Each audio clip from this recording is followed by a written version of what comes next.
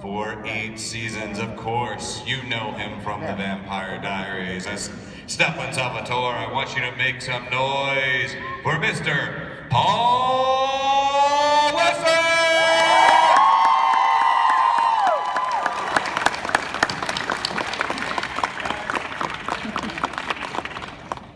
Thank you. Hey. You wrap. When you're done, when you're officially done with the show, what did you do? Packed my shit.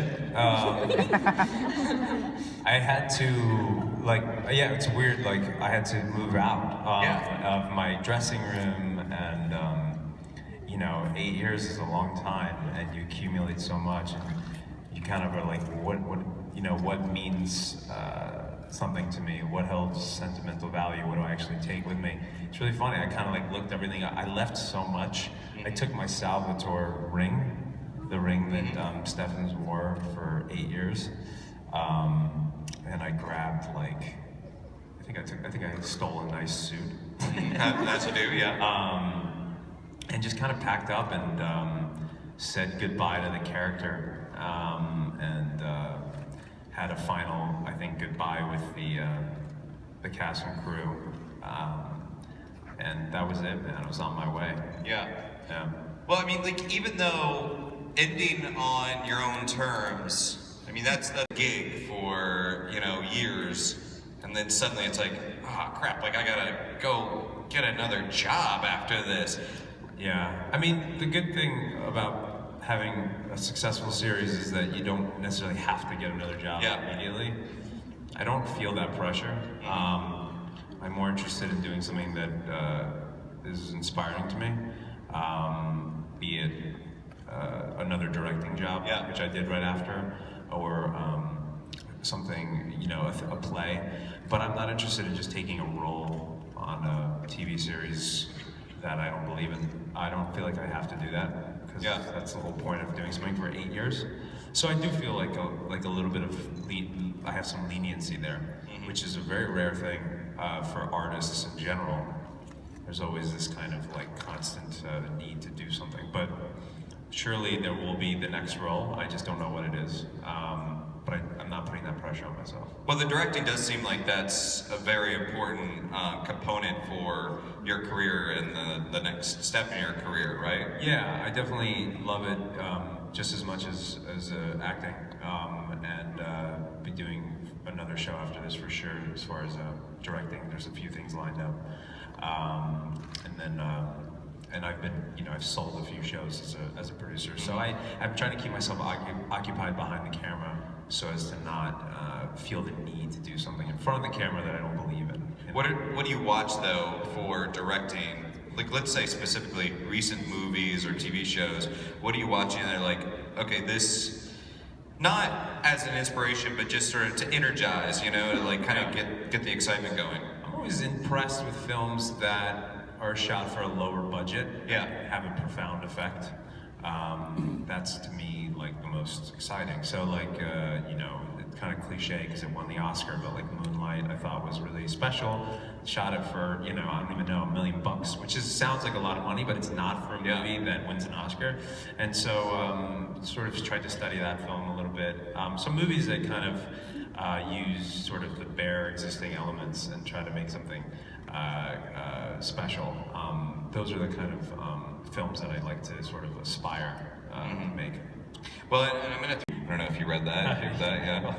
I gave him a lot of slack about that. Charles. It's really funny. People read actors in general feel like they're kind of on the lower end of the tadpole. I know it may not seem that way to you guys, but we look at the director and the producer, and so the notion for an actor to suddenly direct something is what? I can do that? So I think Charles, when I said to him, I was like, yeah, I've studied it, and I asked them if I could direct, and I took a course. He was like, really? That's all you did? And I was like, yeah, I'm interested in doing it, so I did it. And I think that's what he meant by inspired.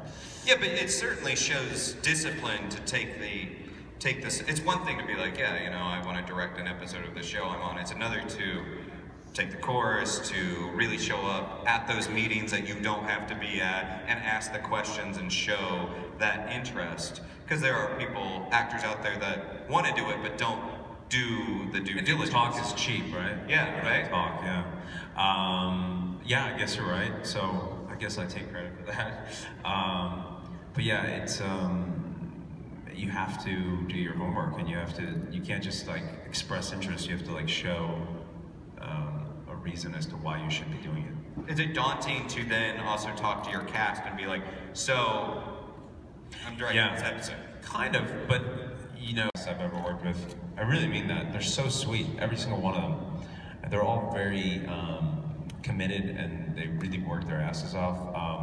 I can tell you that I shot a few scenes that took place in sort of quote-unquote alternate dimensions. So I got to sort of explore and create a new world that was not existent prior to this episode. I believe that world was referenced in the books. Idris? I can't tell you. Yeah, let's not get into it. We don't want to get him in trouble, right? You want him to come back for more episodes, yeah. But it was fun to have to create something new. But yeah, really enjoyed working with those guys. They're incredibly sweet. Thank you. My favorite season? Yeah. It's a toss-up. The first three. I do think that the second one was pretty fantastic too. I think selfishly, I liked season 3 because season 3 is when Stefan became the Ripper, and I really enjoyed that storyline for myself. But I think like as a whole, season 2 and season 1, but I think season 2 was probably the best season of the Vampire Diaries. Yeah. What do you think? I think that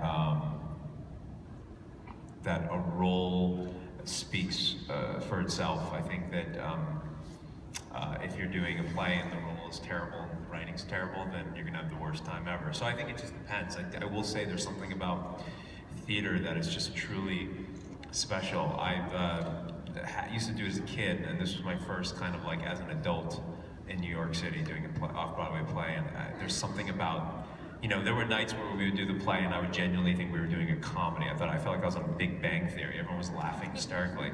Then the next night we would do it and everyone was crying and you could hear a pin drop. And so like, that's very interesting to me, that every night is different. That's something that you don't experience in television.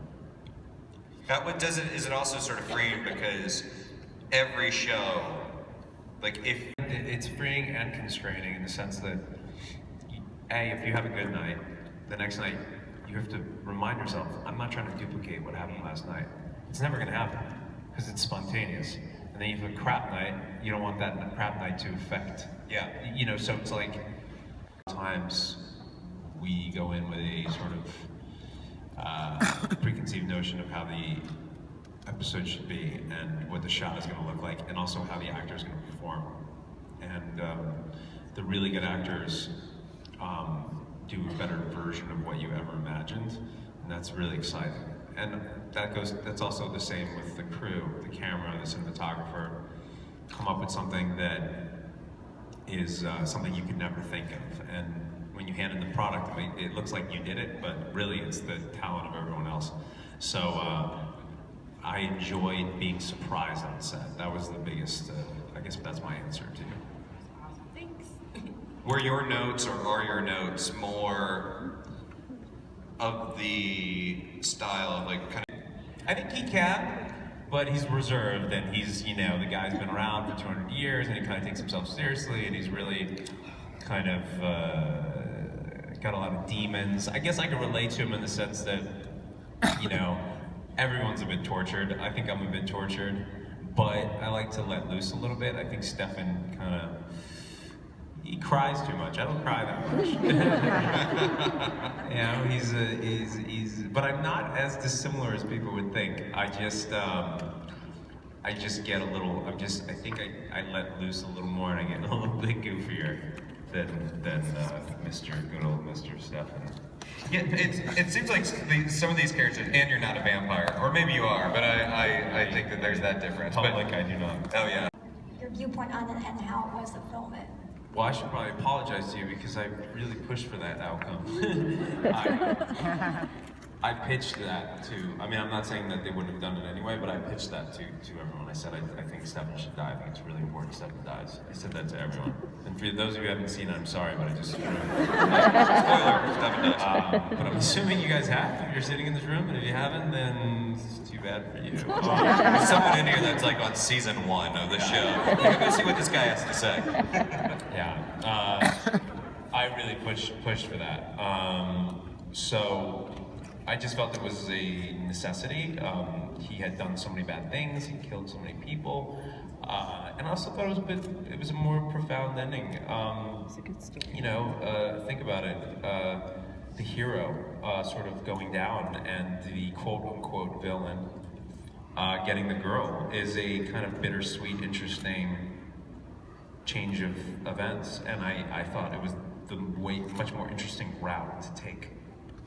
If the hero survives and gets the girl, that's to be expected. Thank you. Who do you think at the end of the day was the better man? I think they were both willing to be the better man, and they both kind of were in the end. Thanks. An ice hockey player, I played forever, and then I realized acting was more my, I wasn't that big and get my ass kicked a lot, but or I wanted to be like one of those undercover investigative journalists breaking stories and exposing people. That would have been great. High octane jobs. Thank you. That or being on the Vampire Diaries. My 3 life goals. I accomplished 1.